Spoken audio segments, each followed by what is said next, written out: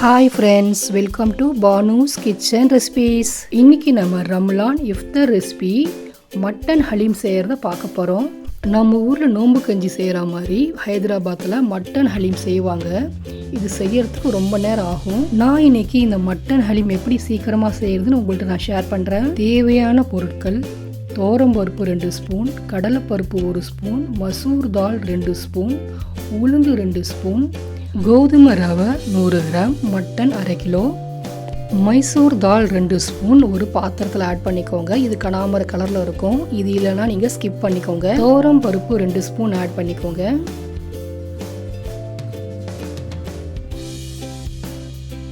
உளுந்து 2 ஸ்பூன், கடலை பருப்பு 1 ஸ்பூன். 2 வாட்டி வாஷ் பண்ணி எடுத்துக்கோங்க. இந்த பருப்பை வாஷ் பண்ணிவிட்டு 2 மணி நேரம் ஊற வச்சுருங்க.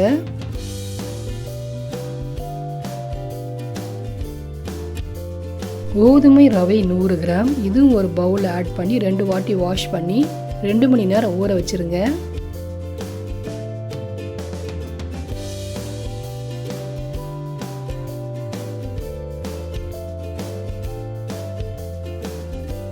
ப்ரெஷர் குக்கரில் 1 ஸ்பூன் நெய் ஆட் பண்ணிக்கோங்க. நெய் மெல்ட் ஆன பிறகு 2 ஸ்பூன் எண்ணெய் ஆட் பண்ணிக்கோங்க. எண்ணெய் சூடான பிறகு 2 ஏலக்காய், 2 கிராம்பு, ஒரு துண்டு பட்டை, பிரிஞ்சி இலை ஆட் பண்ணிக்கோங்க. இது பொரிஞ்ச பிறகு பெரிய வெங்காயம் 1 கட் பண்ணதை ஆட் பண்ணிக்கோங்க. வெங்காயத்தை வதக்குங்க.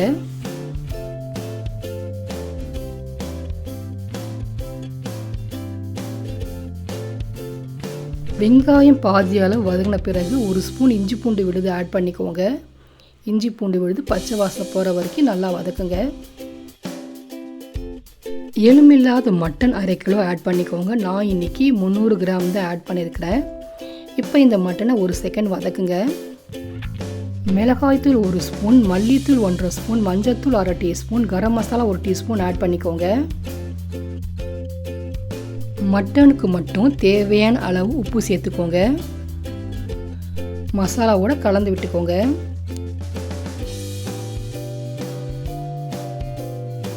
ஃப்ரெஷ்ஷான கொத்தமல்லி இலை, புதினா இலை ஆட் பண்ணிக்கோங்க. இதுவும் ஒரு வாட்டி லைட்டாக வதக்கிட்டு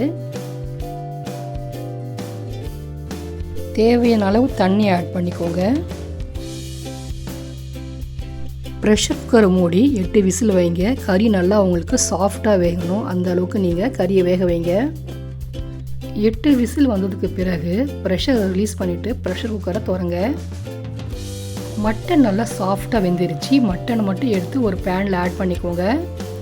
தண்ணி அப்படியே குக்கர்லேயே இருக்கட்டும். ப்ரெஷர் குக்கரில் 3/4 அளவுக்கு கொஞ்சம் குறைவாக தண்ணி ஆட் பண்ணிக்கோங்க. தண்ணி நல்லா கொதி வந்த பிறகு 2 மணி நேரம் ஊறின பருப்புகளை ஆட் பண்ணிக்கோங்க.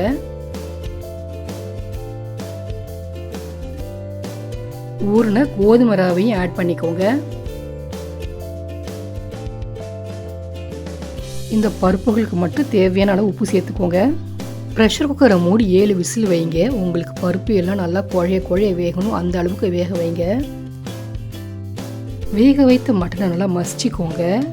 மிக்சியில் போட்டு பல்ஸ் மாடில் ஓட்டாதீங்க, உங்களுக்கு டேஸ்ட்டாக இருக்காது. இது போல் நீங்கள் மசிச்சிங்கன்னா சாப்பிடும் போது வாயில் அகப்படும் போது ரொம்ப டேஸ்ட்டாக இருக்கும். 7 விசில் வந்ததுக்கு பிறகு ப்ரெஷர் ரிலீஸ் பண்ணிவிட்டு திறங்க.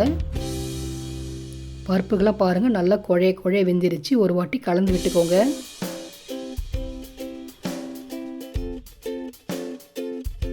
வேக வைத்த பருப்பு ஒரு கொதி வந்த பிறகு நம்ம மசிச்ச மட்டன் ஆட் பண்ணிக்கோங்க. தண்ணி கொஞ்சம் ஆட் பண்ணிக்கோங்க. இப்போ இது ஃபுல்லாக கலந்து விட்டுட்டு 10 நிமிஷம் மீடியம் ஃப்ளேமில் நல்லா கொதிக்க விடுங்க. ப்ரெஷர் குக்கரில் இருக்கிற மட்டன் ஹாலிமை நான் இப்போ ஒரு பேனுக்கு மாற்றிக்கிறேன் ஃப்ரீயாக கிண்டுறதுக்கு.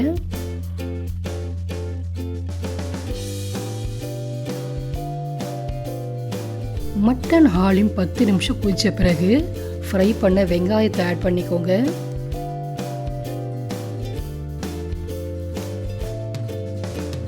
ஃப்ரெஷ்ஷான கொத்தமல்லி இலை, புதினா இலைகளை ஆட் பண்ணிக்கோங்க.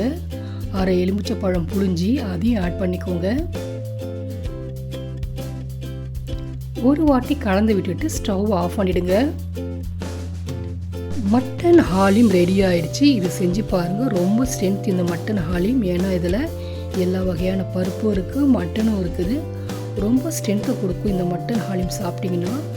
இந்த நோம்புக்கு மிஸ் பண்ணாமல் ட்ரை பண்ணி பாருங்கள் இந்த மட்டன் ஹாலிமை ஒரு பவுலுக்கு மாற்றிக்கோங்க.